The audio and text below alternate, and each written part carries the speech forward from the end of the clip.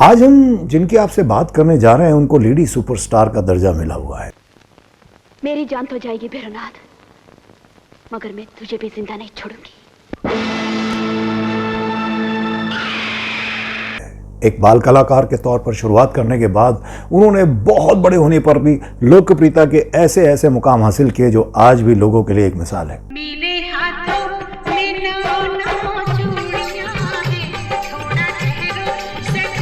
टॉलीवुड हो या बॉलीवुड हो, अपने दौर में वो अपने दम पर किसी भी बड़े बजट की फिल्म को हिट करवाने का मादा रखती थी, हिम्मत रखती थी।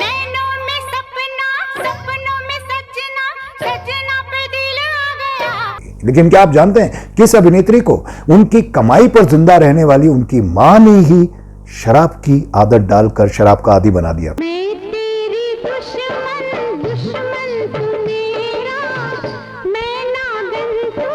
और क्या आप सोच सकते हैं कि इस अभिनेत्री ने 2 बार शादी की थी और उन पर अपनी ही दोस्त के पति को चुरा लेने का आरोप लगा था।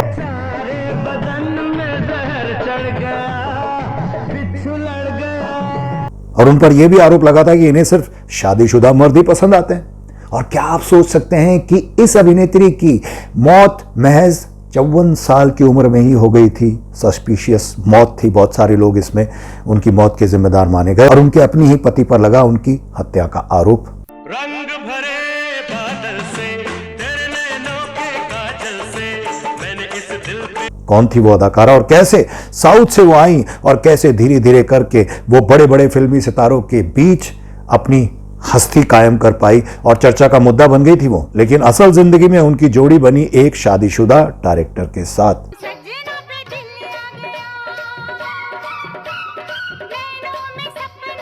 कौन थी वो बॉलीवुड की दमदार अदाकारा और कौन थी वो बॉलीवुड की फिल्म जिसमें उन्हें देश के सबसे लोकप्रिय सुपरस्टार रजनीकांत को भी बना दिया था बेकार, और क्यों उनकी मौत की गुत्थी आज तक सुलझ नहीं पाई है, आज तक पहेली बनी हुई है।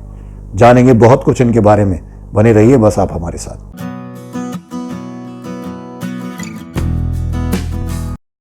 मुझे लगता है यहां बताने की जरूरत नहीं है कि हम किसकी बात कर रहे हैं। भारतीय सिनेमा की फिल्म जगत की अब तक की सबसे चर्चित और लोकप्रिय अभिनेत्री श्रीदेवी की।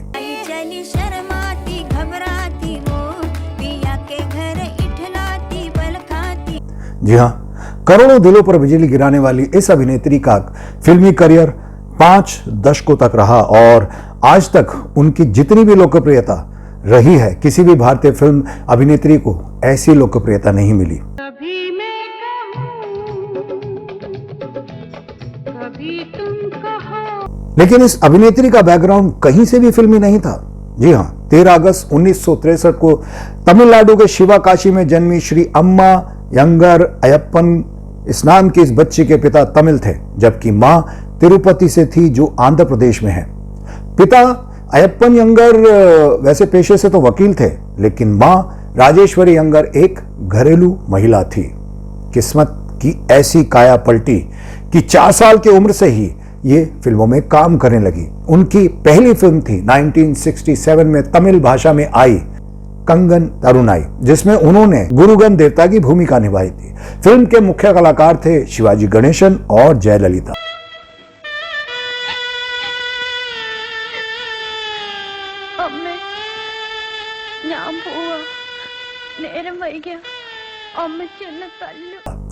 यह फिल्म सुपरहिट रही और श्रीदेवी के पास फिल्मों की झड़ी लग गई। आने वाले बहुत सालों तक उन्होंने तमिल, तेलुगु, कन्नड़ और मलयालम तमाम दर्जनों भाषाओं में एज अ बाल कलाकार यानी एज अ चाइल्ड आर्टिस्ट काम किया। दोस्तों, उनके टैलेंट का असर था कि बहुत सारी फिल्में तो उनको केंद्र में रख के बनाई जाती थी। पहले ये बता, ये ऑटोग्राफी है क्या भला? दस्तखत। कौन सा खत? खत नहीं, दस्तखत का मतलब है सिग्नेचर, साइन। साइन होना चाहिए।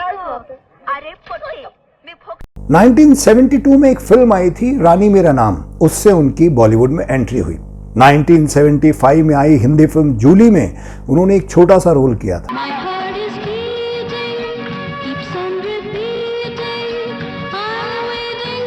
दोस्तों, खाली 13 साल की उम्र में उन्होंने तमिल फिल्म कुंद्रू मुद्रियों में अपने से 13 साल बड़े आर्टिस्ट यानी रजनीकांत की सौतेली मां की भूमिका निभाकर सबको सरप्राइज कर दिया था। फिर साल 1976 में रिलीज हुई इस फिल्म में कमल हसन भी थे। साउथ में उनकी जोड़ी कमल हसन के साथ बहुत पॉपुलर हुई। உதவியை பறிக்க எத்தனை நாள் ஆகும்?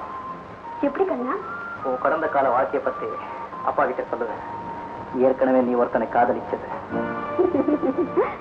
காதலிச்சது தப்புன்னு श्रीदेवी फिल्मों में काम करके अपने परिवार का खर्चा तो उठा रही थी, लेकिन जब वो शूटिंग से वापस आती थी तो बहुत थक जाती थी। कहते हैं उनके नींद में कराहने से परिवार के लोग बहुत डिस्टर्ब होते थे। उनके खराटे भी सुनते थे वो अक्सर, जो ज़्यादा थक जाता है वो बेसुध सोता है, जिससे छुटकारा पाने के लिए उनकी माँ उन्हें शराब पिलाने लगी थी। बाद में श्रीदेवी को इसी चीज़ की आदत लग गई, शराब की लत लग गई। फिर आगे चलकर श्रीदेवी का एज अ हीरोइन बॉलीवुड में सफ़र शुरू हुआ 1979 में आई फिल्म 16वां सावन से, जब वो वास्तव में 16 साल की ही थी। जी हाँ, अमोल पालेकर थे इस फिल्म में और उनके साथ बनी इस फिल्म में इसका निर्देशन कन्नड़ फिल्मों के मशहूर डायरेक्टर थे, उनका नाम था भारती राजा, उन्होंने किया था। लंगूर कहीं का करवा दी ना पतंग।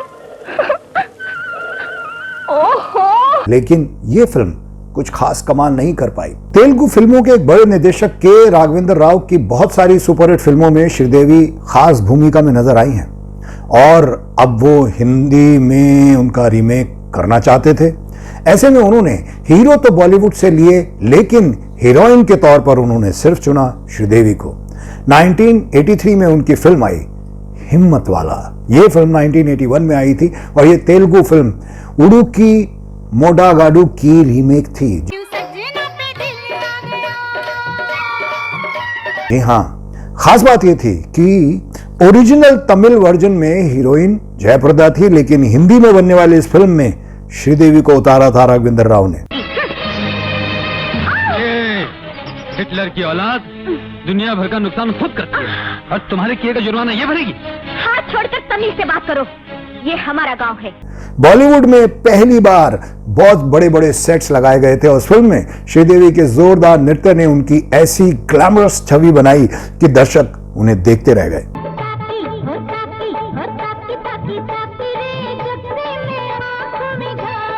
फिल्म सुपरहिट रही और श्री का जलवा ऐसा बिखरा कि उनके पास फिल्मों की ऑफर्स की झड़ी लग गई। उस साल उनकी विभिन्न भाषाओं में 20 से भी ज्यादा फिल्में आईं। उसके बाद जो अगली फिल्म आई थी वो भी के राघवेंद्र राव द्वारा बनाई गई थी, जिसका नाम था जानी दोस्त। इस फिल्म को तेलुगु की फिल्म अदाबी सिम्हालू को मतलब उसकी रीमेक थी ये फिल्म।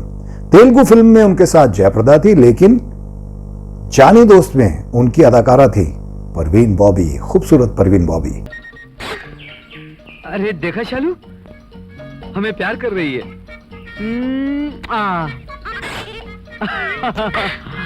अरे दोस्ती का हाथ बढ़ा रही है, तुम भी हाथ मिलाओ। दोस्तों, फिर राघवेंद्र राव ने ही अपनी एक और तेलुगु रीमेक बनाई थी 1983 में और उस फिल्म का नाम था जस्टिस चौधरी, जिसमें डबल रोल था जितेंद्र का।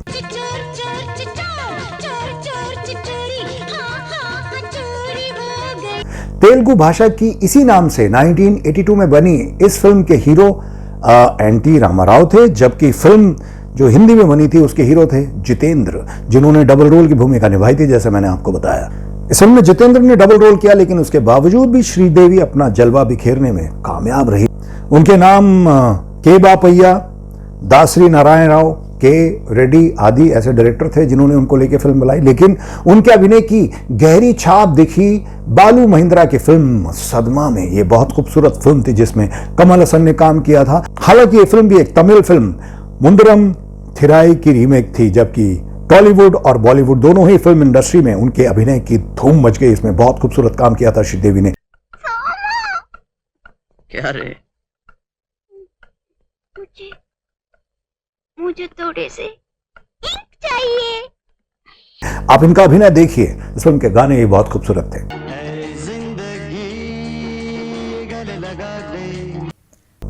फिर 1984 में के राघवेंद्र राव की एक बहुत बड़ी बहुत खूबसूरत फिल्म आई जिसका नाम था तोहफा, जिसमें उन्होंने श्रीदेवी और जयप्रदा दोनों को कास्ट किया और इन दोनों की जोड़ी को लोगों ने बहुत सराहा। इस फिल्म के गाने, इसकी कॉमेडी, अगर आप शक्ति कपूर की कॉमेडी देखें तो आप देखते रह जाएंगे, और कादर खान तो बात ही क्या है।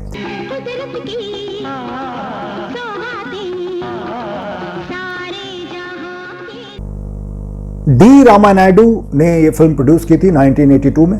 यह भी तेलुगु फिल्म की रीमेक थी और इसमें उनके साथ दक्षिण भारतीय फिल्मों से उन्हें टक्कर देती हुई एक एक्ट्रेस थी जयाप्रदा, वो भी उतरी। दोनों को एक साथ लोगों ने देखा था। कई सालों तक दर्शकों ने जयाप्रदा और श्रीदेवी की जोड़ी को एक दूसरे की प्रतिद्वंदी के तौर पर देखा था और इस फिल्म में ये दोनों बहनें बनी हैं एक दूसरे की, जो एक ही आदमी से प्यार करती हैं। दोस्तों, यहां हम आपको एक इंटरेस्टिंग बात बताना चाहेंगे। श्रीदेवी और जयाप्रदा एक दूसरे से बात भी नहीं करती थी, दोनों सेट पर आती थी। एक बार शरारत करते हुए राजेश खन्ना और जितेंद्र ने दोनों को एक कमरे में बंद कर दिया कि शायद थोड़ी देर तक ये बंद रहेंगी तो एक दूसरे से बात करेंगे। उन्होंने बिल्कुल बात नहीं की। जी हाँ, बहरहाल उनकी फिल्मों की फहरिस्त बहुत लंबी है। उन्होंने उस दौर के लगभग सारे बड़े फिल्मी सितारों के साथ अपनी जोड़ी बनाई, जिसमें राजेश खन्ना, अमिताभ बच्चन, ऋषि कपूर, मिथुन चक्रवर्ती, अनिल कपूर, सनी देओल, सलमान खान और शाहरुख खान जैसे बड़े बड़े कलाकार शामिल थे।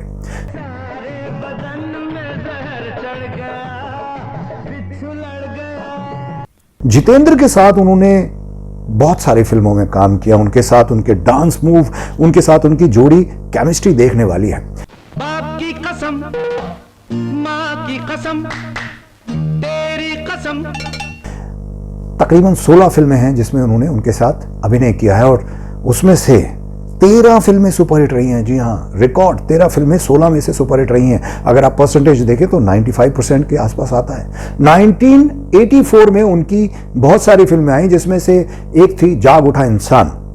के विश्वनाथन के इस फिल्म में उनके को स्टार थे मिथुन चक्रवर्ती। क्या रे आई, वो श्रीदेवी के साथ थे और उनके साथ कहते हैं कि उनका अफेयर भी रहा। कहते हैं इस फिल्म के सेट पर मिथुन चक्रवर्ती, मिथुन दास से श्रीदेवी प्यार कर बैठी। हालांकि मिथुन उस दौरान योगिता बाली के पति थे। जी हाँ, योगिता बाली, जिन्हों किशोर कुमार ने डिवोर्स किया था, लेकिन श्रीदेवी के इश्क में ऐसे पागल हुए कि वो सब कुछ भुला बैठे थे।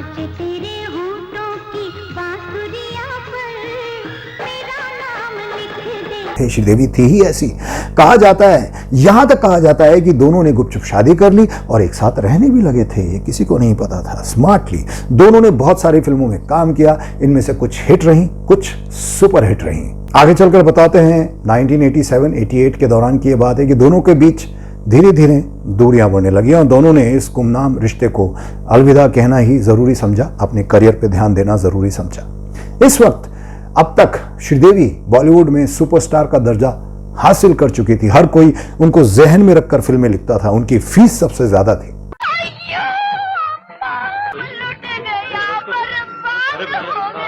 क्या हो गया? ये हमको फंसाया, शादी बनाया, पत्नी बनाया, अभी उल्लू बनाता। ये मेरी पत्नी अपनी कुछ नहीं है। 1986 में आई उनकी फिल्म नगीना ने सफलता के सारे रिकॉर्ड तोड़ डाले थे। इस फिल्म में उन्होंने नागिन का रोल किया था और उनका एक गाना आया था, मैं तेरी दुश्मन दुश्मन तू मेरा। आप मानेंगे नहीं, इस गाने को लोगों ने इतना पसंद किया कि बार बार वो इसे देखना पसंद करते थे। उस टाइम पर चित्रहार एक प्रोग्राम आता था दूरदर्शन पर, बार बार इस गाने को उसमें दिखाया जाता था और श्रीदेवी की आंखें इतनी बड़ी बड़ी आंखें थी और उस टाइम के सुपरहिट, यानी उस टाइम के उनसे बढ़िया कोई विलन नहीं था। जी हाँ, मैं बात कर रहा हूं मोगैम्बो, खुश हुआ, अमरीश पुरी की। बीन हाथ में बीन लिए, वाह।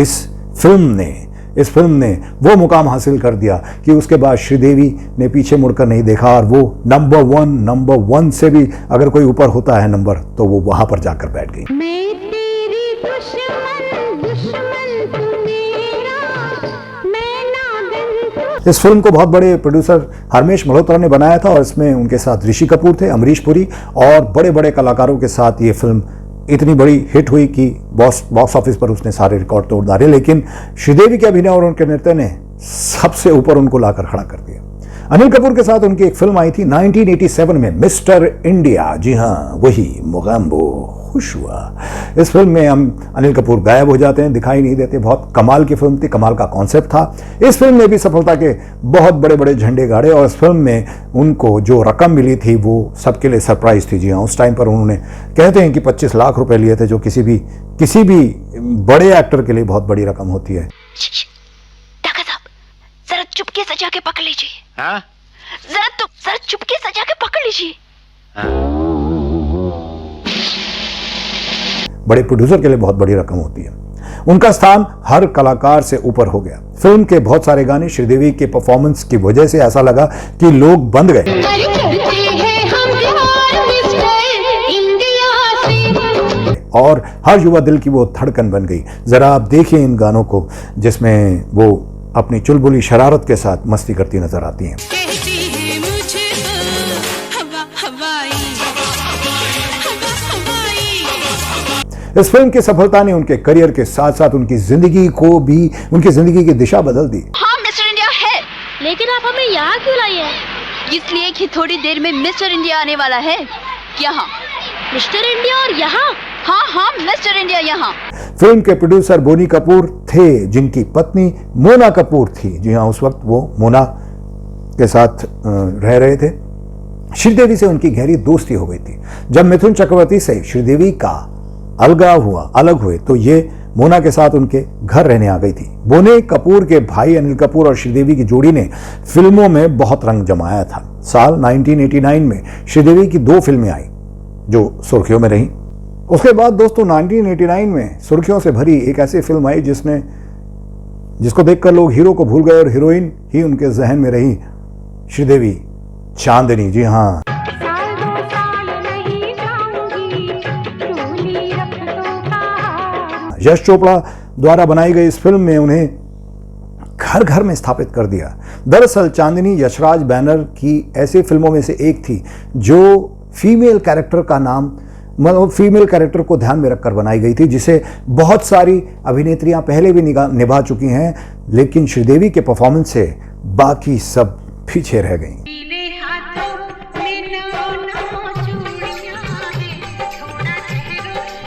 जी हाँ, फिर 1989 में वो बहुत चर्चा में रही थी हरमेश मल्होत्रा की चालबाज से। इस फिल्म ने श्रीदेवी को उस स्थान पर लाकर खड़ा कर दिया जहां बड़े बड़े अभिनेता उनके कद के आगे बहुत बोने नजर आने लगे, छोटे नजर आने लगे।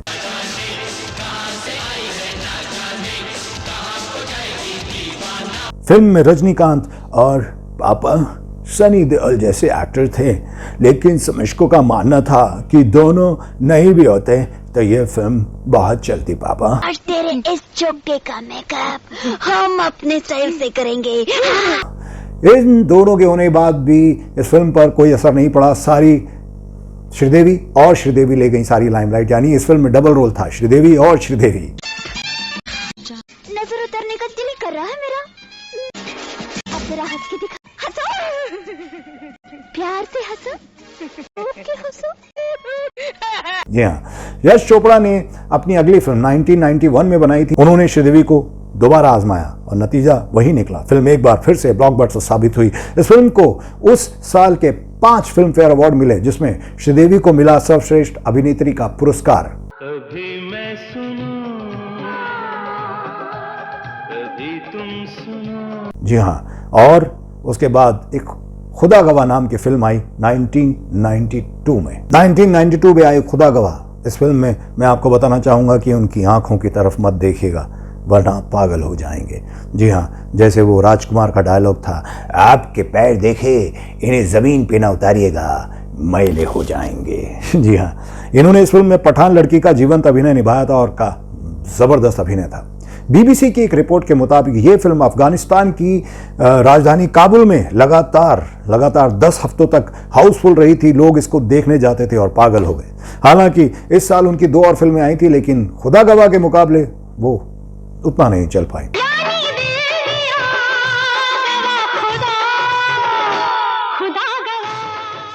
अगले साल यानी 1993 में उन्होंने कपूर फैमिली के साथ एक बड़े बजट की फिल्म जिसका नाम था रूप की रानी चोरों का राजा, उसमें काम किया था।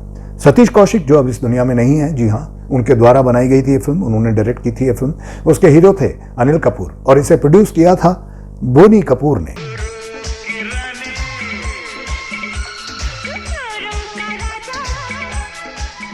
कहते हैं फिल्म ने अच्छा कारोबार नहीं किया, फिल्म नहीं चली और बोनी कपूर बहुत बड़े कर्जे में दब गए थे। इसी दौरान श्रीदेवी ने उन्हें इमोशनली सपोर्ट किया और दोनों एक दूसरे के करीब आ गए, यानी दोनों एक दूसरे के साथ डूब गए मोहब्बत में। उन दोनों में प्यार हो गया और उसके बाद उन्होंने अनिल कपूर के साथ 1994 में लाडला एक फिल्म में काम किया था। फिल्म में अच्छा कारोबार हुआ। इसके निर्देशक थे राज कंवर, जिनके साथ मिलकर बोनी कपूर ने 1996 में एक फिल्म बनाई जिसका नाम था जुदाई। ये अपने आप में हर तरह से पूर्ण फिल्म है। इसमें इमोशनल भी है, कॉमेडी भी है, इससे सामाजिक मतलब लोगों को सामाजिक एक मैसेज भी मिलता है, सोशल मैसेज भी मिलता है। इस फिल्म के हीरो थे अनिल कपूर और श्रीदेवी इस फिल्म में हीरोइन थी। उर्मिला मातोंडकर, जी हाँ, उन्होंने भी इस फिल्म में बहुत खूबसूरत काम किया। फिल्म ने बहुत बढ़िया कारोबार किया था। फिल्म सब जगह छा गई थी। दोस्तों, जुदाई के हिट होते ही एकदम से इसके फौरन बाद श्रीदेवी और बोनी कपूर ने शादी कर ली। कहते हैं श्रीदेवी शादी के लिए बहुत ज़्यादा प्रेशर में थी क्योंकि वो शादी से पहले प्रेग्नेंट हो गई थी।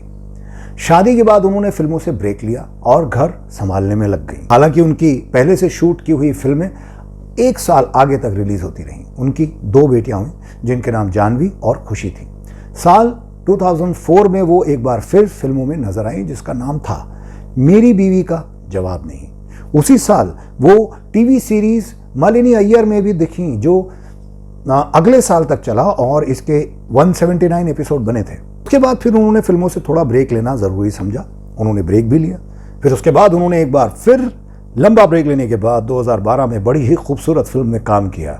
ये फिल्म मिसाल है फिल्म इंडस्ट्री के लिए, बहुत अलग फिल्म है, इंग्लिश विंग्लिश।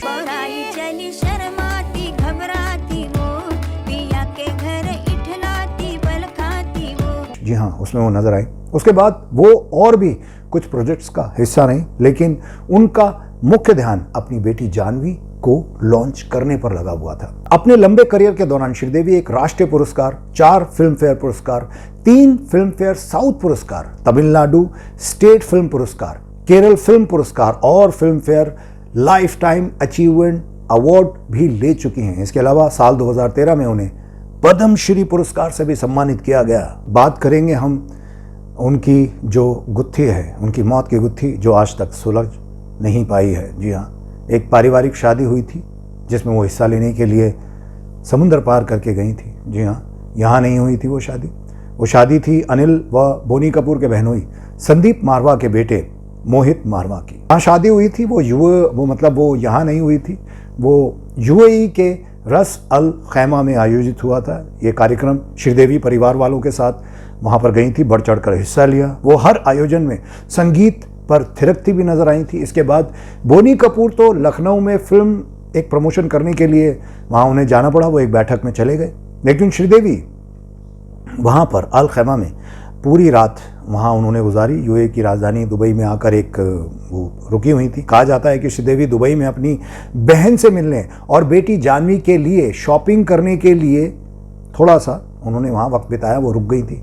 कहा यह भी गया कि श्रीदेवी एक बिजनेस चलाना चाह रही थी जिसके लिए उन्हें दुबई में कुछ मीटिंग्स करनी थी। वो दुबई के एमिरेट्स टावर के होटल जुमेरा में कमरा नंबर 2201 में ठहरी थी। होटल के इसी कमरे में 24 फरवरी की रात उनकी मौत हो गई। आखिर क्या हुआ था श्रीदेवी की मौत के रात को? कैसे हुई उनकी मौत? क्या हुआ उनके साथ? क्या वही कहानी सच है जो मीडिया में छपा है? क्या बोनी कपूर ने जो कुछ कहा वो सच है? क्या है सच्चाई? आज तक किसी को नहीं पता। क्या है उनकी मौत की दास्तान? किसने मारा उन्हें? शराब ने या उनके पति ने? ये हम नहीं कहते, ये कोई भी कह सकता है, शक कहता है। श्रीदेवी की मौत के बहुत सारे वर्जन हैं। अगर हम पुलिस की आधिकारिक रिपोर्ट देखें जो दुबई पुलिस ने जारी की, इस रिपोर्ट के मुताबिक श्रीदेवी की मौत एक्सीडेंटल यानी एक एक्सीडेंटल मौत है। दुर्घटनावश पानी में डूबने से उनकी मौत हुई। सरप्राइज देने के लिए रिपोर्ट के मुताबिक 24 फरवरी की शाम को बोनी कपूर सरप्राइज विजिट पर श्रीदेवी के कमरे में डुप्लीकेट चाबी के जरिए दाखिल हुए और श्रीदेवी ने खुश होकर उनका स्वागत किया। दोनों ने तय किया कि वो किसी रेस्टोरेंट में जाकर खाना खाएंगे, लेकिन श्रीदेवी तैयार होने बाथरूम चली गई। रिपोर्ट में दिए गए बयान के मुताबिक बोनी कपूर ने कहा कि जब बहुत देर हो गई उनकी पत्नी बाथरूम से बाहर नहीं निकली तो वो श्रीदेवी को कई बार आवाज दी उन्होंने। जब भीतर से कोई आवाज नहीं आई तो बोनी कपूर ने दरवाजा धक्का देकर खोला और श्रीदेवी को बाथ टब में गिरा हुआ पाया। उन्होंने श्रीदेवी को टब से बाहर निकाला और घबराकर अपने दोस्त को फोन किया। दोस्त के आने के बाद बोनी ने हॉस्पिटल में कॉल किया और डॉक्टरों ने उन्हें मृत घोषित कर दिया। दुबई में छपी एक वेबसाइट के मुताबिक ये पूरी तरह से कहानी सही नहीं मानी जाती है, सही लगती नहीं है। वेबसाइट ने सवाल उठाया है कि बोनी कपूर ने जब श्रीदेवी को डूबा हुआ देखा तो उन्होंने सबसे पहले होटल की इमरजेंसी सेवा को क्यों नहीं बताया, कॉल क्यों नहीं किया। मीडिया में बहुत तरह तरह के सवाल आए। लोगों ने सवाल यह भी उठाए कि बोनी कपूर को डुप्लीकेट चाबी से श्रीदेवी के कमरे में घुसने की क्या जरूरत पड़ गई थी। चलो, उन्होंने सरप्राइज दिया। और क्या दोनों के बीच किसी बात पर बहस हुई थी? क्या उन्होंने किसी तीसरे शख्स को भी वहां देखा था? तीसरा शख्स भी वहां पर मौजूद था जिसकी मौजूदगी उन्हें बर्दाश्त नहीं हुई। तरह तरह के सवाल हैं, लोग भी पूछ रहे हैं, मीडिया भी पूछती है, बहुत सारी बातें निकलती हैं। केरल के एक सीनियर पुलिस ऑफिसर ने इस दुर्घटना को सवालों के घेरे में लेते हुए कहा था कि ये असंभव है, इस बात को मैं मान नहीं सकता कि 5 फुट 7 इंच की कोई महिला 5 फुट 1 इंच के टब में डूब जाए। उनका कहना था कि ऐसा तभी हो सकता है जब किसी ने उसे जबरन डुबोया हो। जी हाँ, आप भी वही सोच रहे होंगे जो और बहुत लोगों ने सोचा है। होटल के एक कर्मचारी ने दावा किया कि बोनी कपूर के दुबई आने से पहले श्रीदेवी की मौत हो चुकी थी। हालांकि दुबई पुलिस ने उस कर्मचारी का कोई भी बयान नहीं लिया।